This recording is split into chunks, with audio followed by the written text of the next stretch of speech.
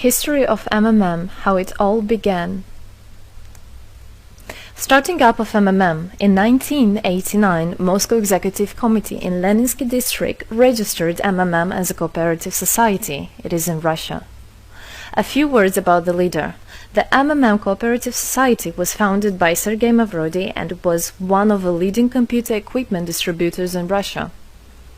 Sergei Mavrodi, having a degree in maths, worked as a programmer and took part in the development of the first operating systems. Few words about his decision to make his own company is the fact that, having worked as a simple worker from 8 to 5, he understood that freedom is the most important for him, because that work of 8 to 5 is literally a slavery. At any point, at any time, the company can throw you out and you'll be left without nothing, although you could have worked in that company for years and years. So he realized it. This is why he decided to create his own child, and he knew whatever his efforts will be, it will come back to him in form of dividends and income. Free of charge travel campaign. In 1992, the brand became universally recognizable after Mavrodi offered several times to all the residents of Moscow a day of free of charge travel in metro, Moscow subway. Pretty smart. Birthday of MMM. On October 20, 1992, the joint stock company MMM was registered. In fact, it is a birthday of MMM in the traditional form in which people got used to consider it. The shares of MMM on sale. February 1st, 1994, the shares of MMM went on sale, and people immediately began to buy them. Moreover, the company willingly bought them back on a new, higher rate, which grew very fast at about 100% per month. The company's principle today is always more expensive than yesterday worked perfectly. Few words about that. Why did he do that? As you might know, in 1991, the Soviet Union fell. So if until at the time of the Soviet Union, everything that there was in the country, like properties, different companies or whatever that was bringing some goods, was national. So any person of the country was entitled to have a share of that production, of that company. Everybody was equal. But when the Soviet Union fell, what it meant is that all the companies, all the properties had to be privatized. So you can imagine there is a company, a huge company. People worked there for years and years. And at one moment there comes a person and says, all that is mine. Yes, this was the case, and obviously that information, that laws about the fact that it was possible to privatize was kept only for a small group of people for obvious reasons. So a simple worker who worked in that company for years and years or all his life didn't know he can actually come and say by law that that is his. So what genius idea Sergei Mavrodi had is to sell these shares to gather the money of the people, and with this money to buy those companies. So basically, if a person has an MMM share, he would have had an exact share from the company that Sergei Mavrodi bought. For example, a company from oil and gas or something else. Obviously, he knew perfectly which companies are worth it and which companies were not. There was quite a battle there. So as you can see, his idea was great, but let's see what happens. Government is trying to hinder MMM's activities. Surprise, surprise! Planned by the Russian government, MMM 94 was intentionally collapsed. It began when tax inspectors accompanied by OMON officers passed through the crowd of depositors and went inside the central office of the company to give a notice about the planned tax inspection. Right.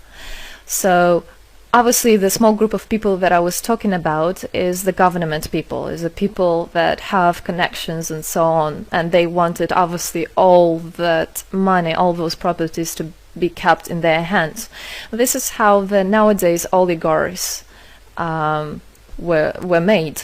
At that moment they had nothing. In one day they got loads of money, and now you can know them as very rich people who made their money on the back of a nation.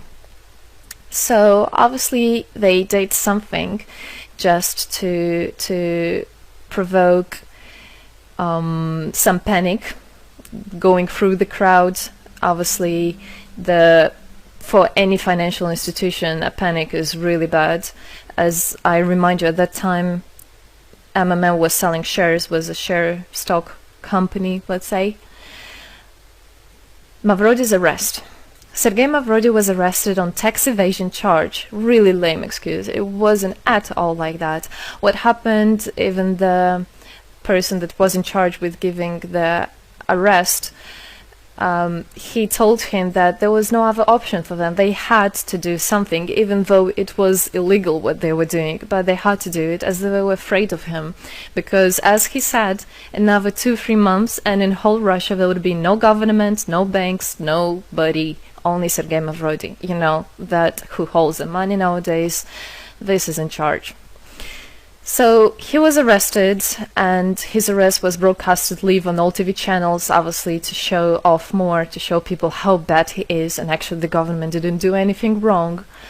On the same day, there was a storm of the central office of MMM. The company was prescribed to recover 49.9 billion rubles to the budget. Huge money. The question about the money in MMM 94 is open, as no one still can give an answer where it is. The authorities simply turned a blind eye to it, although hundreds of eyewitnesses are ready to confirm, even under oath in court, that they saw 17 trucks take out cash through the back door. So unfortunately at that time there was no internet, no way, no bitcoins, no other internet wallets, and all the money were obviously kept in cash in the MMM offices. And the government took advantage of it. They just came, took it out, and then they said nothing. They just, moreover, they didn't say where the money went. They even made the way to make people believe that Sergei Mavrody was the one who took all those 17 trucks of money and disappeared. But obviously it wasn't the case. It was a simply lame excuse. Demonstrations against state authorities. August 1994. Thousands of MMM depositors affected by the artificial collapse of the pyramid protested and demanded to set Mavrody free. Actually, Mavrody could have used his powers and do huge, bigger protests, but he decided not to do that, as that would made as obvious a different protests of this type. It could be people injured or even killed, so he decided not to use people in this purpose. It was very noble from him to do that. MMM leader became a deputy. However, he found a way to get out of the prison. Being imprisoned, Sergei Mavrody had managed to register as a candidate for a deputy of the State Duma and was released from prison. He won the elections by a landslide and became the deputy of the State Duma of the first convocation. So, as a deputy in Russia, they have privileges. This is why, becoming a deputy, he was set free. The State Duma is against Mavrody. Surprise, surprise! The State Duma deputies deprived Sergei Mavrody of his deputy plenary powers due to his permanent absence at the Duma's meetings.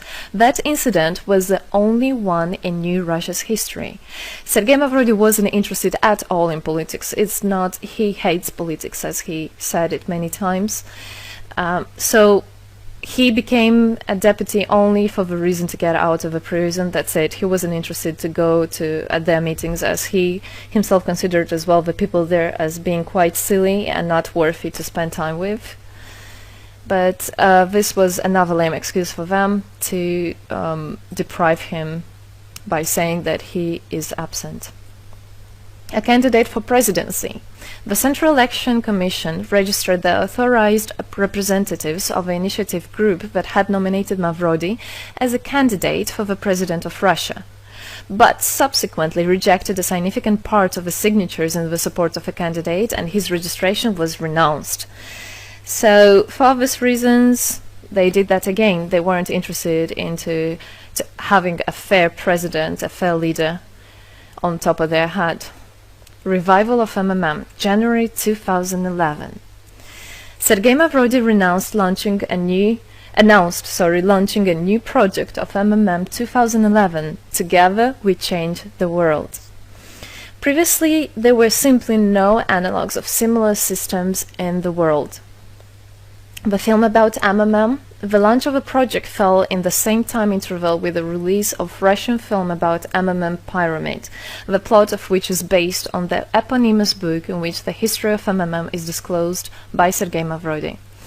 So he wrote a book, and there is a movie which I highly recommend you to watch. You can find it online on YouTube. Mmm is building a new, fair financial order. June 2012, the activity of Mmm made a lot of banks collapse and a huge outflow of funds from deposit accounts happened. The system numbered more than 35 million members at the time.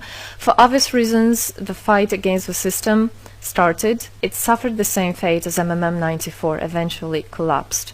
So what happened? A lot of banks, as I already said, had a huge outflow, and another minus of the system of that time was that it wasn't really quite a community, because the money was still kept by the managers in Mmm. So it wasn't the same idea as it is now, comparing it now, where people exchange money between themselves. You don't need to put it in a central account. At that time there were central accounts, and it was again used by the banks. They simply blocked those accounts that they identified as being of Mmm and took all the money away, and that's it. There were no other discussion about that. Again, huge loss of money. People lost a lot of money. Sergei Mavrodi didn't get all of them. It was again the banks that took the advantage of it. Mmm 2012 is just the beginning. I'll be back. Sergei Mavrodi announced the launch of a completely new Mmm, World Mutual Aid Fund, Mmm Community. It speeded up since the first day, showing crazy dynamics on new members' registration. It has been decided to send 10% of the whole turnover on payments to the affected members of Mmm 2011. So again, another genius idea. In order not to make central accounts, in order not to gather the money somewhere, now the money are spread directly between participant itself. You can just check in your account online whom you should transfer the money to. So Mmm now is connecting all the people between themselves and exchange, so that they can exchange the money and get benefits of it. It's amazing and it's crazy, but it is true. Mmm is growing. Some short facts. 2012, Mmm started its development in India. It had great, huge developments. 2012-2013, following India, Mmm Bangladesh was launched as well. 2014, Mmm Indonesia was launched. 2014, Mmm Hong Kong. And it's not the end. Mmm Global, 2014. Mmm Global started up in the spring 2014. It is a voluntary network, a community of millions and millions of people from more than 100 countries worldwide. So there is already Mmm settled in Argentina, Brazil, Philippines, Hong Kong and other, and all the rest of people in the world from all the countries of the world are able to participate as well. So they rebelled against the financial slavery and combined their money for this purpose. So how it is possible? Mmm, the Republic of Bitcoin. Bitcoin is another genius idea to set the world free. For Mmm Global participants' convenience, there were some trendy ideas on funds transfers implemented. From now on, all the countries where you can buy and sell Bitcoins can be registered in a branch of Free People of the Republic of Bitcoin. Thus, there is no barriers to develop Mmm in small countries due to their restrictions on the international bank transfers. Banks.